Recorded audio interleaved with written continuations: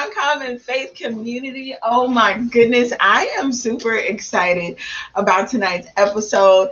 As you guys can see, I'm flying solo, but not completely. I got a new co-host with me tonight, a tipped co-host. We got to send some love and peace and feel good prayers to my co-host Regina B. She's not feeling good tonight, but we're gonna rock it out. Y'all know how we do.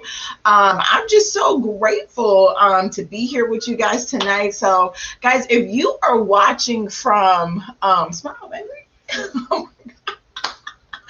If you are watching from YouTube or our Facebook, definitely like it.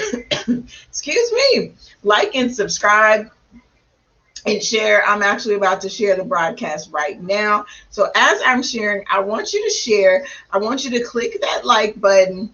All of those things, guys. And oh my goodness, what do you guys think about that new intro? Amazing. Hey, Regina B. Hopefully you are feeling better, my dear. We love you. We miss you. All of that good stuff. But let's see. I'm sharing right now, so I hope that you guys are sharing as well. Let's see here. Let's see here. It's going down on a Tuesday, and I'm so freaking excited. Yes, yes, yes. Let me hit up one more of my groups, y'all, because we're going to have an amazing show tonight. I got one of my babies with me. Oh my gosh, I'm so happy. Oh my goodness. So guys, tonight's episode, we're going to talk about some awesome things. We're going to be talking to my oldest child, Lindasia. How you doing, Day? I'm good, Mom. So she is home, guys, because we're on the peak end of our battle with COVID. And so I'm happy I got to hang out with my girl for a couple of weeks because she is getting ready to start her senior year of college. Wow. So yeah, your girl has a whole senior in college. Oh my gosh. We'll talk about more about that with Lynn, as she likes to be called, in just a moment. But we're going to be talking about, guys, not the flesh. That's going to be our teaching, coaching, our talk about topic tonight. And of course, we're going to jump into our soul work towards the end of the show. But let's get into it. Lindasia, please introduce yourself to the family, to the Uncommon Faith family. Hello, guys. I'm Lindasia, her daughter. Yes, I do like to be called Lynn. I'm a senior at Prairie View, and I'm a biology major. You didn't do the No. Oh my gosh. If I got any fellow Panthers out there, y'all come for her in the comments, because that was the weakest that I have ever heard in my life. Anyways, I am a biology major, chemistry minor, with hopes to become a pediatrician. Yes. Awesome. Stop moving, baby. You nervous? I ain't gonna bite you tonight. You gotta hold yourself back today. All right, Dave. So the first segment of our show is whenever we have guests on the show, we talk about I know God is real because. And so I want you to either share a testimony or an instance or anything that has happened in your 20-something years here on this earth that where without a shadow of a doubt that God is real. Okay. Well, it was probably a few years ago when we had our worthy night at Temple of Grace, and we just had a really big breakthrough for our entire family, especially my brother and our relationship.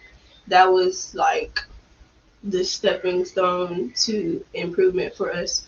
And I could know, like, me and him are definitely improving, which, if you, like, don't know, me and him have not had the best relationship. So, yes, that's probably one of my bigger moments where I was like, yeah, God is real. Okay, well, tell us, like, what happened when you don't have the down and dirty details. Mm-hmm. So, guys, just to give a little bit more, details when it comes to Worthy Night. So, Worthy Night is a night that we had, it's basically a ministry night. One of the themes of a part of the ministry that we do is worthy, your worthiness. And so Deja, the kiddos, myself, Regina, and some other awesome people. We hosted one of my mentors, Shannon, event, and she came to town, and so we had this amazing breakthrough night. But Deja, when you say that you had breakthrough, so was it things that were on your heart that nobody knew about? Was some of that stuff discussed? Was it stuff that you have been dealing with, or your brother have been dealing with?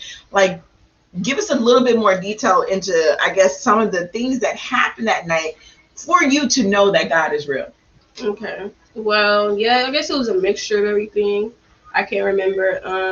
It was stuff that we didn't know about. It was going on with him mentally. When you were, doing your fighting demons thing you do. Wow. And I can remember we were all, like, everybody had got done praying, and we were all just sitting in a circle. And I hadn't said much the whole night. I was just really observing, because I'm a very observant person. I don't really talk much. But Miss Shannon had looked at me, and she's like, what's going on over there? And I was like, oh, I'm okay. But I could actively feel like something was holding me back. Like, I could feel like something was keeping me from talking. Like, there was a big lump in my throat, and I wasn't sick or anything. I was just, this is what it was. I physically couldn't talk. And she was like, I didn't tell them that, but that's just what I was going through. And she was like, I feel like something is holding your throat back. Like, you can't do anything. And I was like, yeah. And like I said, I hadn't told her anything. And then afterwards, it's like, after someone else had acknowledged it, I was able to speak. I was able to just tell her what had been going on, things that I didn't know had been going on with my family, just like secrets, no more secrets within the family, and things like that.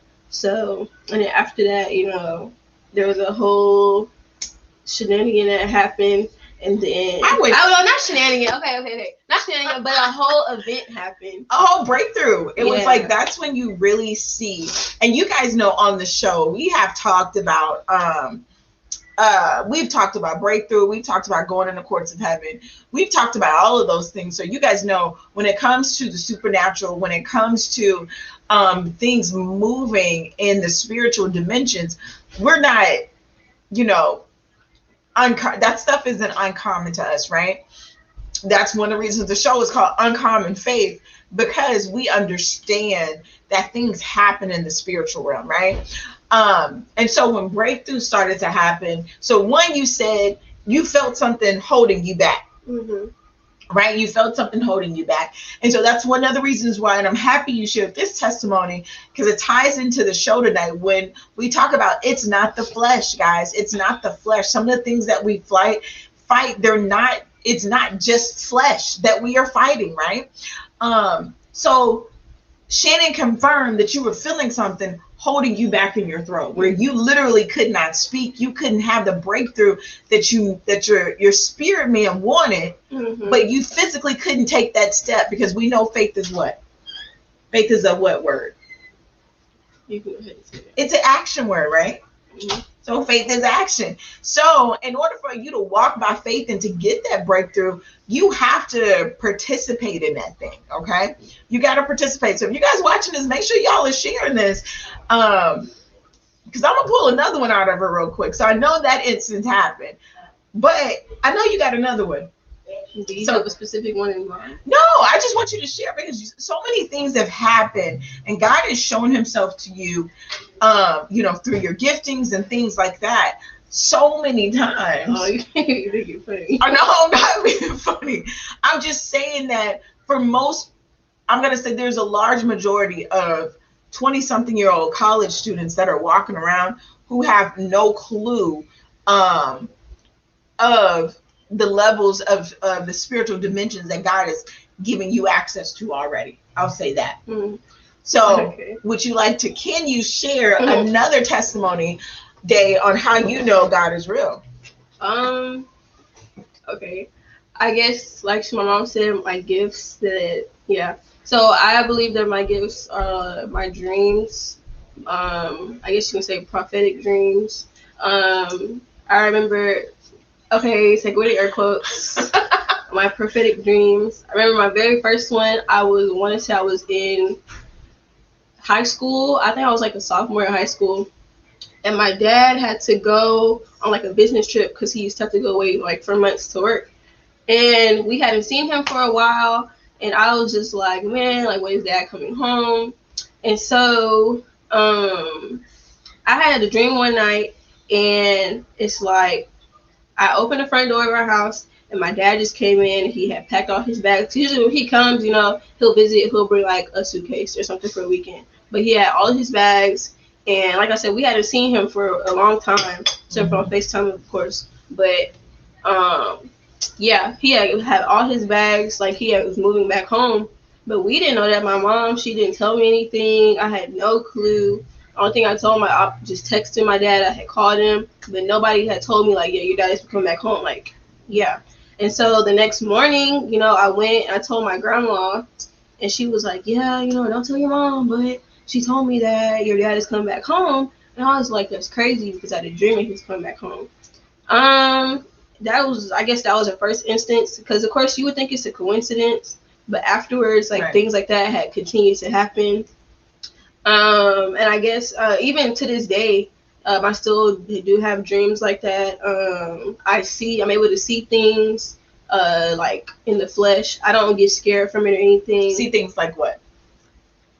Things like figures, I'll say. That are, because you said in the flesh, what you mean to say, like in the spirit? Yeah, it's like I'm in the flesh, but they're not fleshly things. Like, I can't physically touch them. I just see them. Do you want to like give an example, or is that? I mean, if you feel comfortable. I remember I was at school, and I was walking out of my dorm, and I saw a black cat run across my feet. Well, not run across my feet, but run to an apartment next to me. And then when I looked, there was no cat. No one had opened the door or anything. And then when I walked past the staircase, I saw a child under the staircase. But you know, when you look back, there was no child. So it's like just things like that, or I'll just see like figures whenever I'm driving around or things like that, just of like humans. But like I said, they're not flesh, it's just shadows, it seems like. So just things like that. And I mean, like I said, I believe in God, so I don't think it's anything except for something in the spiritual realm that he would like me to see, you know? So. Right. Yeah. I love it. Now, Dave, let me ask you this, because you know, I know you mentioned the first dream that you had, but you know, we've known that you've been prophetic since you were a child, right? So when it comes to what advice would you give to other parents out there whose kids may you know, their gifts may have been activated and things like that? What advice would you give to a parent who may not understand you know, the spiritual realm? I would say don't be afraid, because I know two of my friends actually came to the Worthy Night, and they said if we weren't there to see everything, then and if you came back to school and told us, we would have never believed you. We probably would have stopped being friends with you because we would have thought that you were weird. And it's only because that their parents had never explained anything like that to them. Like, you know, they didn't see people passed out in church from being overcome with the Holy Ghost or something like that. Like they weren't around that when they were younger. I was, so it's like that whole night, it wasn't a shock for me. Like I wasn't overwhelmed, but they seemed to be overwhelmed because their parents hadn't exposed them to anything spiritual. So I would say, like, don't be afraid to, you know, trust your kids with that kind of information, because you never know how much they can handle, or you never know if they've already experienced something along those lines. Right. Yeah, don't be afraid. Be open with them. Don't sugarcoat things with them. Of course, if it's a child, then yeah, like talk to them in ways that they can understand, basically. But if it's like an adult like me, like, you know, don't sugarcoat anything, because I know I don't like to have things sugarcoated. No, she don't, child. She wanted straight, no chase. Just rip the bandage off, because I mean that's just how I understand things, you know. So. And I tried that when you were younger, and it didn't work. Yeah. I think that caused a lot of confusion and division in our relationship when I didn't trust her logic. I didn't trust her maturity. And so I would give her bits and pieces, and she would get frustrated with me because I wasn't, you know, forthcoming with even more information that I came to realize she could handle it. Mm-hmm. But great point when you brought up, don't shy away from it. But I think more importantly, or not even more importantly, I think also just to add to that, we want to have an open door of communication with our children and as parents, especially when it comes to things spiritual or their thoughts, their belief systems, and things like that. Because just like, we had Monica on the show for a brief moment a couple of weeks ago, and the whole experience with her phone and 666 and all of that, right? What if that would have happened to one of your friends whose parents had no clue, or no one in their family talked to them about it? Like, they had no one to turn to as they were growing in their spiritual journey. That would have, it could have caused her to turn away from God. It could have caused her to shut down. So many things, right? And so it's definitely important for us to keep that line of communication open. And mind you, just because, like, I know that there's a whole movement of people leaving the church, okay? But I plead to you guys, I encourage you guys to remember that even though you may leave the four walls of the church was never the church in the beginning. We are the church. The people are the church, right? So just because you decide to disconnect yourself from fellowship, don't disconnect your relationship with God. Don't not show your children or be that example for your children on how to have a relationship with God. My kids have seen me worship in church, and my kids have seen me worship outside of church, outside of the four walls of the church. My kids have seen us have Bible study in our bedroom, in our living room, right? So I encourage you that even though you may say, you know what, I don't want to fellowship, I don't want to be around those people, do not, please, I'm pleading with you guys, do not do your kids an injustice of them not seeing you love God. Because if you didn't see that, if you didn't know God, or if you didn't see how we love and how we worship God in our house, and how I've raised you even as a single mom for a period of time, where do you think that your faith will be at now? I probably wouldn't have any, or like the dreams and stuff that I get, I'll probably like really freaked out, or things that I see I don't fully understand them, but I haven't a good enough understanding to where it's like I know where they're coming from. They're not coming from a bad place or bad entity or anything. It's coming. I know who it's coming from. So yeah, I feel like I'll be weirded out by it. I wouldn't have a faith, and I would just, I don't know, believe in anything, or just be walked all over by anything and be influenced by anything. So do you think a majority of, because I know you're around so many college students and young people and things, do you think that's the state of a lot of your peers right now?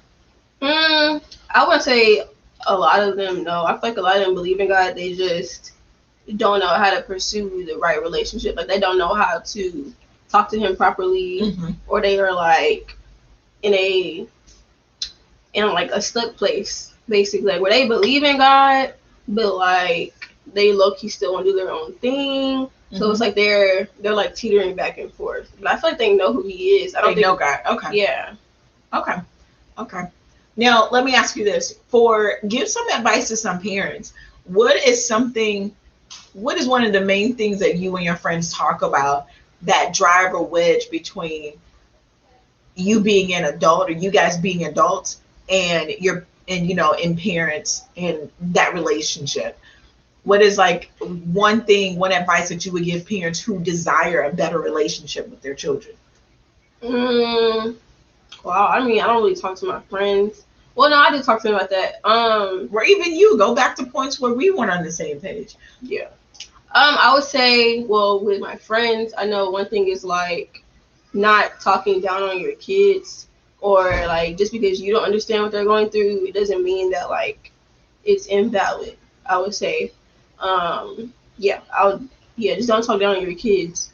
And then with us, what do you mean? Give me an example of not talking down on your kids. An example, like one of my friends, her and her mom had a really tough relationship because of the way that she looked, and her mom would like talk down the way she looked because they didn't look the same. Like, she wasn't as light as her mom, or she didn't weigh the same as her mom. So it's just like things like that. Like, don't talk down on their physical appearance, because you never know what they're going through. you don't know what kind of mentally what they're going through, because everybody knows like if your mental health isn't great, or it's not even great, but if your mental health isn't up to par, then your physical self, your spiritual self, everything else can like fall down. If one of those things are not in line, everything else can fall down as well. So don't like if they're struggling in school, like don't talk down on them like, oh, you're dumb, or oh, you did it. Like, no, what do you need help with? Like, what can I do to help you fix your grades? Something like that. So that's what I mean. In our relationship, I would say don't be afraid or get upset when your kids ask you questions or whys. That's oh my gosh, that was my biggest thing. Don't be mad when your kid asks you why they're in trouble or why they have to do certain things. It's like, because it's 9 times out of 10 for me, it wasn't disrespect. It was really just, I'm confused. Like, if you know me, I like to ask a lot of questions because I have to have a clear understanding of what I'm doing or what needs to be done or why I'm in trouble. You know, because a lot of times when I was younger, I didn't mind being in trouble. It's just I didn't understand why I was in trouble sometimes. Really? So it's like I would be like, why is this happening, or why do I have to do this and this and this, instead of saying, oh, because I'm the parent, or you don't understand, then make me understand. Like that's the thing. So that's what I would say. Well, like, parents, don't be afraid to answer your kids' questions, or don't get mad when they ask questions in general. Right, and I agree. I totally agree. That was especially when I was a single mom. Like, my husband helped me, and it's ironic because that's the same personality type I have. I ask a lot of questions. Like, I ask questions to seek to understand, not to change your view or anything like that. It's just flower seeking to understand. And my baby has a lot of my same personality, but with me trying to be a single mom, trying to be this father and mother and you got me doing trying to be the strong single mother. It was just like, no, don't ask me no questions, stay in the child's place. And I didn't realize that those actions was drawing a wedge between me and my daughter. And so when I did try to sit down and have conversations with her, she was like, you didn't want to listen, you didn't accept my questions when I was trying to seek to understand. Now that you want to sit down and talk to me about a totally different subject, do I even feel safe talking to you? Or are you going to shut me down? So parents, I encourage you to listen to your kids, to ask them now, don't take it too far. Yeah, like my kids know, I'm gonna answer some questions now. Like, if you can tell like they're doing too much, and that's different. You ain't gotta say stay in a child's place, but it's like you can. There's just you can just say like, hey, that's a question for another day, or do you have anything else besides that? It's just something like that. But if it's like clear that they're doing it just to do it, like to get out of bedtime, because I know my siblings will ask questions because they don't want to go to bed. Yeah, it's like if it's something like that, like, all right, I answered it in the morning, or we can talk about it later. It's time for bed, like stuff like that. But if it's just a simple why, then I mean, I don't see a reason not to answer it. I agree. And being a young mom, that was that was a growth opportunity that I had with my kids. And my family can contest, it was no games. It was no games. I literally wanted. Now, Deja, let me ask you something. So when it comes to how you were raised, and especially when you guys were younger, did you know that I did not want, like, my kids had to represent the family brand a certain way? Like, my kids were not, like, I didn't want my kids to throw fits in the grocery store. My kids were not doing that. I don't like a loud house. My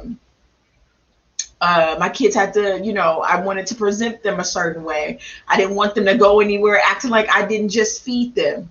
Things like, did you know how important that stuff, or were you just thinking, that's just how my mama is? Like, yeah, I didn't know until I got older that, like, that's the reason you were doing it. I thought that was every parent. Like, you want your kids to always look presentable. You don't want us to walk around with our hair all over our head. Like, if you fed me 5 minutes before we went somewhere, we shouldn't be saying, oh, I want this and this and this, stuff like that. So, I just thought that's how parents were. I didn't think that it was for our brand. But it's like, right. And it was that brand of I was a young single mom, a teenage mom, and it's just like you already get enough. They don't fit that stereotype. Right, yeah. Exactly. There's so many stereotypes that come from being being African American, being a teenage mom, because everybody thinks that you a hoe. Just so many different things that go on, and I'm like, that was not me at all. And the last thing I wanted was for my kids to fit into the stigma. Oh, she ain't got no money. She can't do this. She leaving her kids with people. Like, I didn't play those games. Like, if I did need my family to help watch the kids while I was at work, I'm picking you guys up. It's late at night and I'm on my way. Unless the family was like, Flower, please, just, if I had to close and open, I got to be back at work at 8 o'clock in the morning, and it really didn't make any sense for me to come get you guys at 11 o'clock at night. But those are just some of the things I didn't know that you knew what was going on. Now, guys, before we take our first break, I want to pivot a little bit, and I want to talk, introduce our another topic that we're going to be talking about tonight. And guys, that topic is not the flesh. Now, Deja, when I say not the flesh, what did you think that I was going to talk about? Be honest. Things I don't like to talk about. Like what? Intercourse. I don't like to talk about that. Gross. But we're not talking about that. So you thought that I was talking about being intimate? Yes. Okay. And interesting. And Deja knows, like, I am and she's like that because I'm a very, how can I say this? How am I, Deja, when it comes to stuff like that? Like, I don't have a filter. Yeah, you don't care. I mean, you don't care. I do care. That's why I'm so care, honest. But you don't. I'm not gonna say you don't sugarcoat nothing. So it's like, nah, you don't care. Especially when it comes to stuff like that. For what? Because when you out there in the world doing what you do, ain't nobody gonna sugarcoat it for you. So, guys, yes, we're talking about not the flesh tonight. And so I know we got to get ready to take a quick break. And so we'll probably take our break a little early so that we can jump into this topic, because I am curious to know what you guys what you guys think when it comes to not the flesh, when it comes to us not dealing with the flesh and understanding that some of the things that we go through, it has nothing to do with the flesh. So yeah, we'll go ahead and take our quick break, and we will be right back on Uncommon Faith with my special guest, my oldest baby, Lindasia. Life is better when you are living on purpose, but many times we get stuck in the rat race and in the mundane task of our day-to-day lives, causing most to lose sight of their purpose. That's why certified life coach, inner healer, and business strategist Laflower Bowie is here to help you get calibrated to your calling through proven systems, techniques, and resources. Order a copy of her book, Principles to Reposition, to assist you with your journey, or schedule a free clarity session to kickstart the journey. After these sessions, clients have stated they found clarity and opened their eyes to things they had long forgotten. So get social and follow Laflower on all social media platforms at Laflower Bowie. And don't forget to mention Stunner Radio sent you. Hey guys, hey Lisa, I know that you're watching, hon. But welcome back to Uncommon Faith. I was just checking some of the comments and stuff.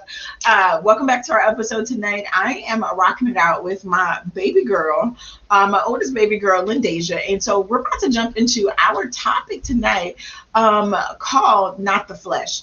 Now, this topic came to me, guys, as I was, just sitting and meditating and praying today. God reminded me of, Ephesians chapter 6, when he goes into the armor of God. So let me bring it up really quick.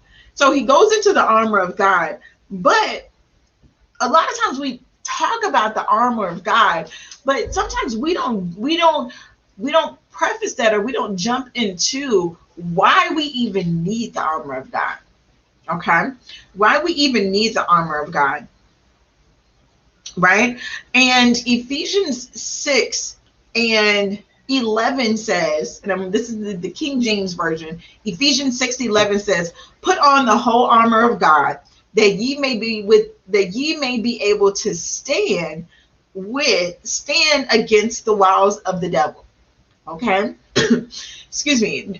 Verse 12 says, we wrestle not against flesh and blood, but against principalities, against powers, against rulers of darkness of this world, against spiritual wickedness in high places.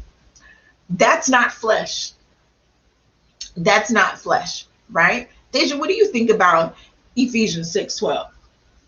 When he breaks down, that we wrestle not against flesh and blood, but against principalities, against powers, against rulers of darkness in this world, against wickedness in high places. I think it's talking about like just things that we can't see or things that we don't understand. Like, other people be like, "Oh, the universe is against me." No, I don't think that's the universe. I think that's I think something a little bit deeper than that, a little bit darker than that. So I think it's talking about those kind of things. Right. And so I think sometimes we use words like the universe or, all of that to kind of, glaze over some of the things that are really happening. And so when we talk about the, the principalities and things like that, we know that when we take a look back at David, we look at David and we know that David, we do the Daniel fast, my bad. We do the Daniel fast, the 21-day fast, and we do some of those things, and we do some of these fasts, guys.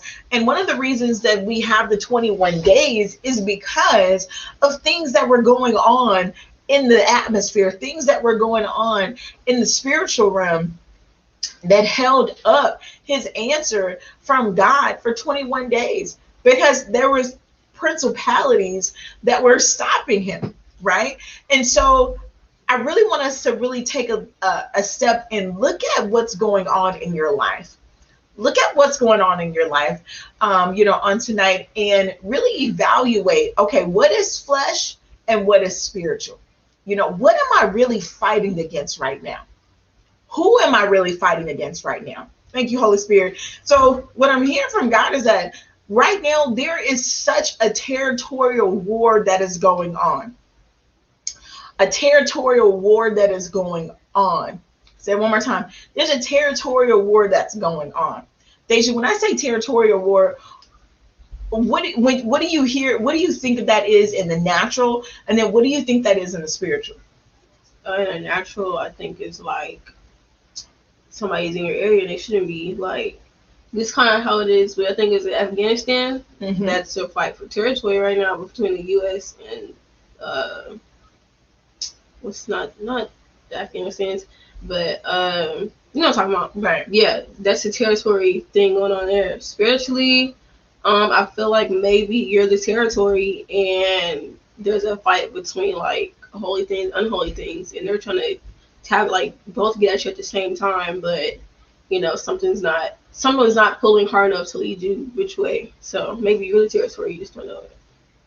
That's good. I didn't even think about Afghanistan, but you're right. There is, territorial wars that are going on, guys, in your backyard, across the ponds, across the seas, in other countries and other nations. There's physical territorial war, because guess what? We can make a lot of things. As humans, we are super intelligent. We have so much technology, but the one thing that we cannot make over and over again is land, right? We can't make new land. We can redevelop the land. We can make it look better. We can, do all these things, but we cannot make more land. Okay. We cannot make more territory. So that's why we are constantly trying to increase our personal territory and our spiritual territory. So let's Holy Spirit lead me in this, as I break this down a little bit more. So Deja is as you get into the spiritual sense of territory, yes, your soul, your body, there's a constant fight for that. Constant fight. And we talked about that. We talked about the adversary going to and fro, seeking, whom he can, kill, steal, and destroy, who he can devour. And he's doing that for the sake of your soul, for my soul. It's all a soul. It's a play for everybody's soul, right? Mm-hmm. And so, yeah, that's part of his territory. right? If you are, it's like they just said, whose side are you? Whose side are you on? Whose side are you on? And guys, I know you don't want to hear it. I know a lot of you don't want to hear it. Like they just said, there's so many people that say, you know what? I love God, but I still want to do things my way. I love God, but I still want to operate over here. I'm telling you, because of all the territorial things that were going on, because we are not fighting against flesh, right? You got to choose. You got to choose. You have to choose, right? My grandfather used to tell me, you can't straddle the fence, right? You can't straddle the fence. And God is like, right now, guys, either you for him or you against him. Either you going to ride with him or you going to ride against him. And that's it. But guys, Deja, let me know. By you having faith, by you knowing what your faith is, by you loving God, do you feel like your life is, do you feel like you're missing out on so much stuff? I think I used to think that way, especially when I first got into school. You know, it was a whole new experience. You know, I was not exposed, because I mean, you know, you can party in high school, but I was just around so much more. But it's like, I had to really think, and I'm not a party person, but it's like, of course, who doesn't want to go to a party every now and again? But, you know, things that happen at those parties, it's like I just knew I didn't want to partake in. So it's like I used to think that way, but now that I'm older and I mean I'm finna leave, like I understand that all that stuff is just temporary. So it's like everything, the worldly things, I guess you could say, it's like they're still gonna be there regardless. Like there's nothing to miss out on. It's the same people doing the same things, listening to the same music, drinking the same alcohol. It's just those kind of things. So I used to think that way, but not anymore. Right. And I'm happy you said that, because I think all of us have gone through that, right? We've all gone through a point where you're like, man, if I love God, it's so boring. Like I can't do nothing. But if I can chill at the house and sip on me a glass of wine and chill and know who I am, whose I am, and that gives me, I have so much more freedom in Christ than I did before. Because before I used to think like, oh my gosh, I have to live this cookie cutter lifestyle or I'm going to wake up and go to hell. Literally, that's how I used to think. Like if I do this, I'm going to hell. If I do this, I'm going to hell. But my mindset changed when I started to know God for myself. When I started to read scripture for myself, and when I understood scriptures like this, when I understand that, no, I'm not fighting against flesh and blood. I'm not fighting against flesh and blood. A lot of things that I go through have nothing to do with what's going in the physical, right? It has to do what's going on in the spiritual. All right. So next thing, as we said, guys, this is not flesh. This is not a flesh game, okay? So we understand that our souls is one, okay? Now let's go up and let's talk about territory, because when you talk about spiritual territory, the spiritual territory is not one on earth. The spiritual territory is one in the airs, all right? If you guys are watching this now, just type in the comments in the air. In the air. The spiritual territory fight is not on earth. It is in the air, okay? Because that's where there is demonic assignments when it comes to territories. Did you know that? No. Yeah, there are demonic territory assignments. There are demonic things, entities that are assigned to cities, states, regions, all that type of stuff. And so if you ever travel, when you guys travel and when you guys are when you're in touch with your spirit man, right? When your insensitivity is higher, you can feel the changes when you go to a new place. Have you ever traveled to a new city or a new place and you like, this feels different? Or you notice that the people in this location, they struggle with a lot of the same things. Yeah, I went to one place to watch like a drive-in movie at a pool or something. And when I got there, I was like, I don't think I'm gonna come back.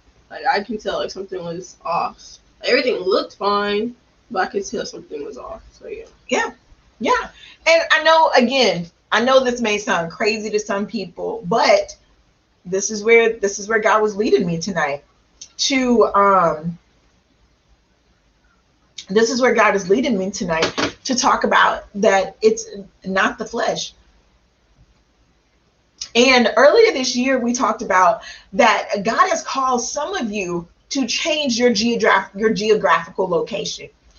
He has called some of you to get up and move, because things are going to happen when you move. But God has called you to get up and move, but sometimes we hesitate because of fear. Like I asked Deja today, I'm like, Deja, if we move to an island, what did you think when I told you that? Like, hey, if we end up moving like out of the country or something, Mm-hmm. how would you feel? I said I'd come visit. I mean, But if God called Deja, let's say after you graduate, you become this amazing doctor. What if God calls you to go practice in another country? I mean, I go. It's not a problem. You didn't explain it that way though. I thought about it now. I'm like, would you be obedient to the call? Because guess what? Your location can impact who rules the territory of the air that is surrounding, who rules that region, who rules that city. Are you guys feeling me? Do you guys understand this? Because it is so important for us to understand that it's not the flesh. And a lot of times it's not the flesh, and that there is a serious territory war going on earth, as well as in the airs of the regions, cities, locations that we live in, even over some of you guys' houses. Hallelujah.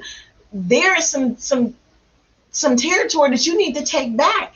And that the first territory that you need to take back is the air that's over where your home is located. Have you ever prayed around your dorm? Yes. What prompted you to do that? I don't know. I just feel like I'm being watched or something. So, what do you, hold on. Rewind that back. What did you say? I mean, I feel like I'll be being watched or something. What does that mean? Like I'm being So how does it feel? Like, do you feel like something's watching you physically, spiritually, both? Like, no, spiritually. So I pray around my apartment.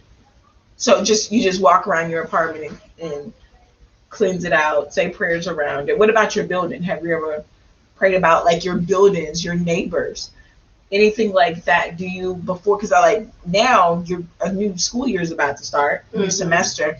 Have you ever prayed about, okay, who is coming into this territory with me? No, I never thought about that. Because especially when you live in apartments, right? When you live in a dorm, the person that is next to you, you can be impacted by who's ruling over the air of their home. I just don't want to get back. Really, Dave? I never thought about that. Right. Yeah.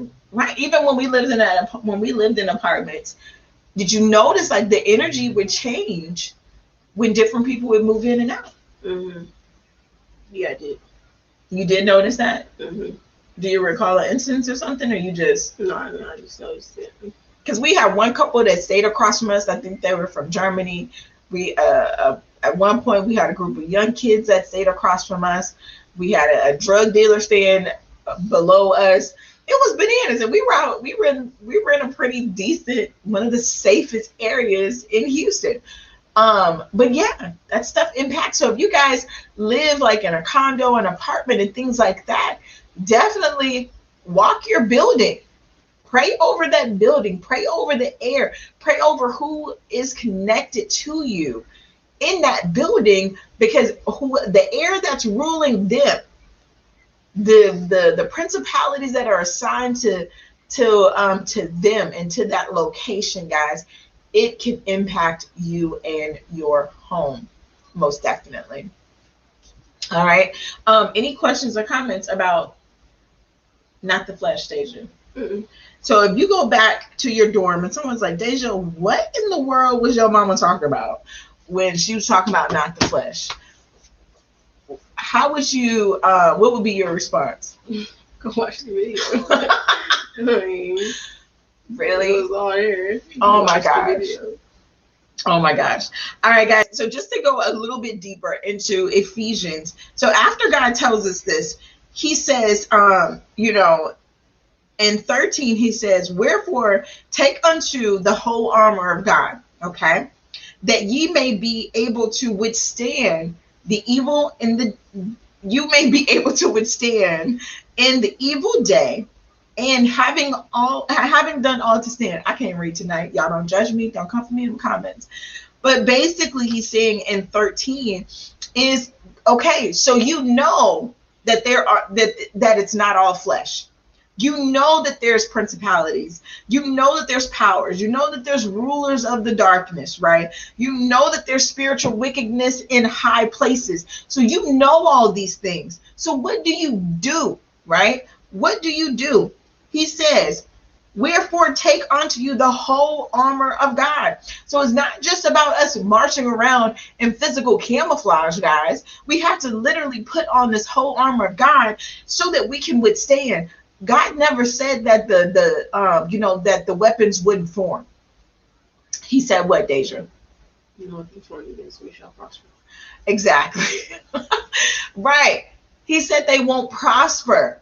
He said they won't prosper, but he never said they wouldn't form. That's why he gives us this formula to have this armor of God on so that the weapons won't prosper, so that we will be able to withstand the evil that comes to our doorstep, so that we will be able to withstand the evil that attacks our children, so that we'll be able to withstand the principalities and things that try to rule over our heirs and our territories until we become strong enough to take some of that stuff back for the kingdom of God. That's what we have to do, guys. And I'm not going to go into the armor, but just to touch on the armor, guys. First, we have to gird up our loins with truth. We have to stand in truth at all times. You have to stand in truth. We have to put on our breastplate of righteousness. We have to put on our breastplate of righteousness. We got to walk that right. We have to walk righteousness out, guys. We have to live by this thing, okay? Then it says, put your gospel shoes on. I used to have Deja and Timmy. Remember that song? That the Armor of God song? I think so. I am a Christian. Yeah. I used to have the kids sing this song about putting on their armor of God. And, we would tell them to put their gospel shoes on. You have to know the gospel of peace, because that peace is going to help you when you don't understand the wars and the things that are coming up against you when it's not the flesh, right? Let's see what else. So next, you got to have that shield of faith. You got to be able to have that shield of faith to withstand some of those fiery darts that are going to come from things that are not the flesh. All right. Those darts can be wicked. You don't understand them. Like Deja said, I feel like something is watching me. I feel like this does not feel right. And that's her being in touch with her spiritual being and saying, you know what? Okay, we need to armor up. We need to armor up. We got to do what we have to do. I'm making you yawn. I'm just playing. All right, guys.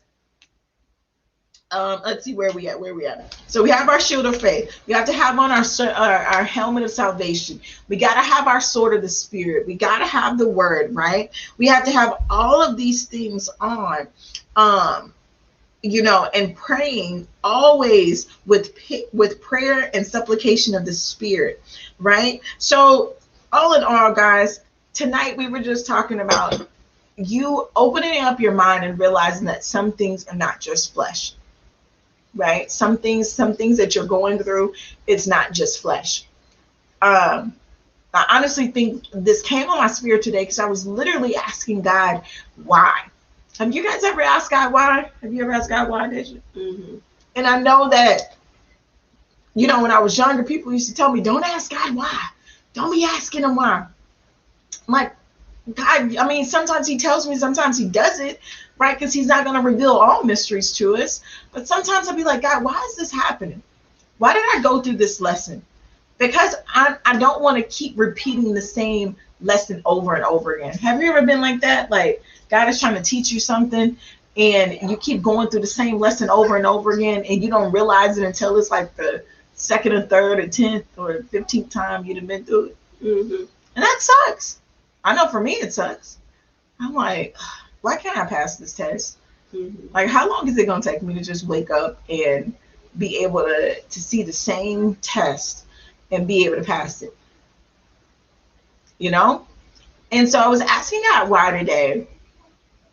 And this scripture came on my heart when he just reminded me, like, hey, some things are not flesh. Some things you're going to have to armor up and withstand and fight against. Some things are spiritual, all right? And so, guys, our soul work question for tonight definitely deals with our topic for tonight.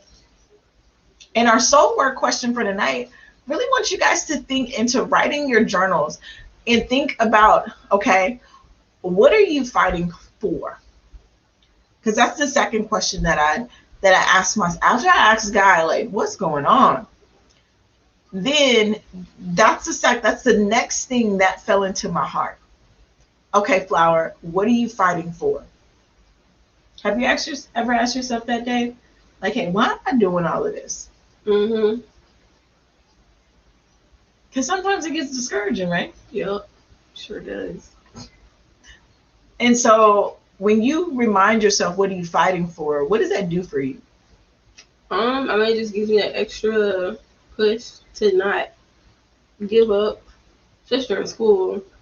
Yeah, it just reminds me of what I'm doing it for and the people I'm doing it for, and just my long-term goals, my long-term goals for whatever the fight is for. Yeah. I like that you mentioned that you have tangible goals. Like, and we should have tangible goals, guys. Because and my biggest thing, and you guys know, I'm a firm believer in goals. You got to know your why. You got to know what are you doing this for? Because if you don't, those are the moments when you will feel like you want to give up. Those are the moments when you feel like, you know what? Forget this. And some of y'all use a different F word. Like, forget this. I'm done. Like, I can't do this. Like, what's the point? Why am I putting myself through all of this stress? Why am I putting myself through all of this just to grow spiritually? But I tell you, those of us who are growing spiritually, for anybody who has grown spiritually, God is taking you through some type of test. Or you've been able, not even God is taking you through some type of test, you've been able to overcome some type of attack. Would you agree, Dave? Mm-hmm. And it's easy to want to say, you know what, you just want to throw in the towel. But I just want to encourage you to understand who and what you are fighting for. If you're fighting for your babies, fight for your babies. Don't give up. If you're fighting for your future family, if you're fighting for the lifestyle and the freedom, the time freedom, the financial freedom, whatever you are fighting for, don't give up. But identify who you are fighting against, because I guarantee you, when some of those principalities come knocking at your door, when some of those things that are ruling against the airways that you were living under, when you were impacted just by the things that are ruling your territory, you're going to want to give up. The things that are sitting in high places, when they attack their kids, I know we don't have a lot of time, but how old was Zoe when she was going through that attack? I don't think she was like 7 or 8. That was hard. That was hard on the whole family, right? Mm-hmm. It's like, because literally, my baby was being attacked, y'all. In her room, in her sleep, in her mind, my baby was being attacked. Something had an assignment against my household, and it tried to come through my baby and break us. And so it's not easy. It's not easy, but you want to know who and what you are fighting for. How did that make you feel as a big sister, knowing that what she was going through was not it wasn't the flesh?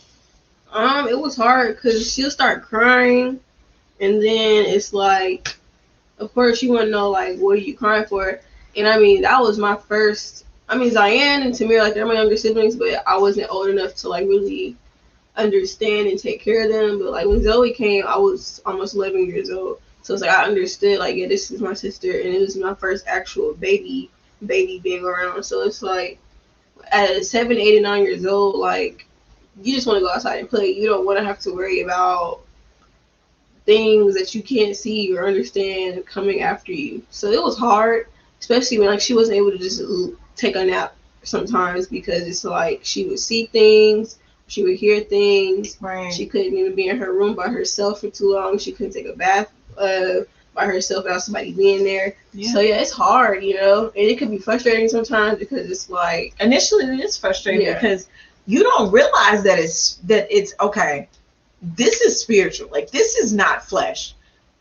Because at first we thought, Zoe, why are you playing? Like, Zoe, what you been? Remember, we were like, what have you been watching on your tablet? Yeah. What are you putting inside your ear gates and your eye gates?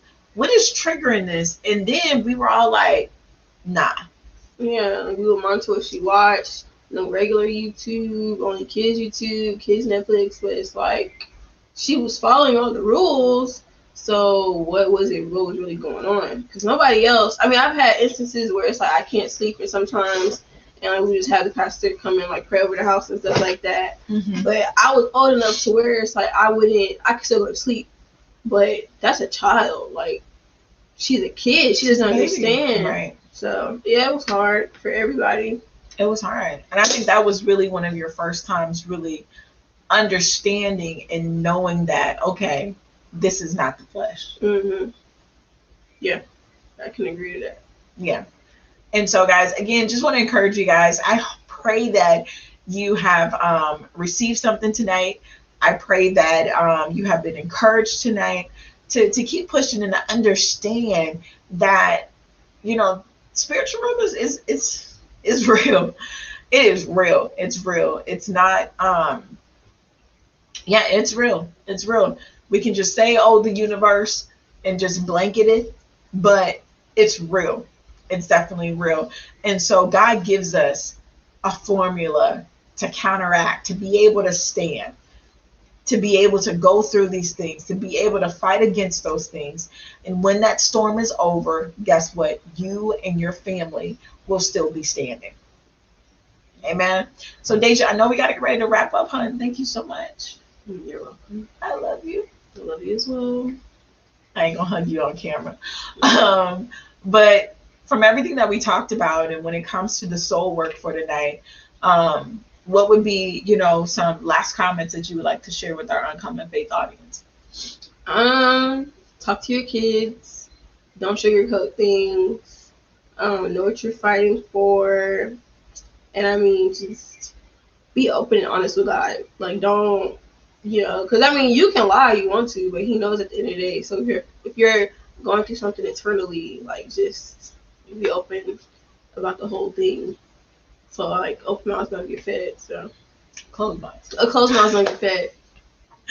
I like that. That's a whole nother show. Like, just God already knows. He just waiting on us to give that invitation for Him to come in and intervene or help out with that situation, whatever we're going through, because He already know. He's God. Mm-hmm. Right? Mm-hmm. So that's some good stuff, baby girl. I appreciate you. Mm-hmm. I can bring you on here more often. We ain't come back. Mm-hmm. But guys, we love you. We appreciate you. We thank you for rocking it out with us tonight. Again, comment below. What's your biggest takeaway from tonight? I'm curious. I want to go back and read the comments later on to know what's your biggest takeaway, especially when it comes to Deja sharing her testimony about how she know God is real. When it comes to knowing that it's not the flesh, or when it comes to our soul work tonight, What are you fighting for? So again, if you're watching this on our YouTube channel, definitely like and subscribe. If you're watching on Facebook, it's not too late to go ahead and share that video and leave a comment below. And if you're listening to the audio on one of our podcast platforms, we love you, we appreciate you, and thank you for the download. But we appreciate you guys. You guys have an amazing night, and grace and peace. Good night.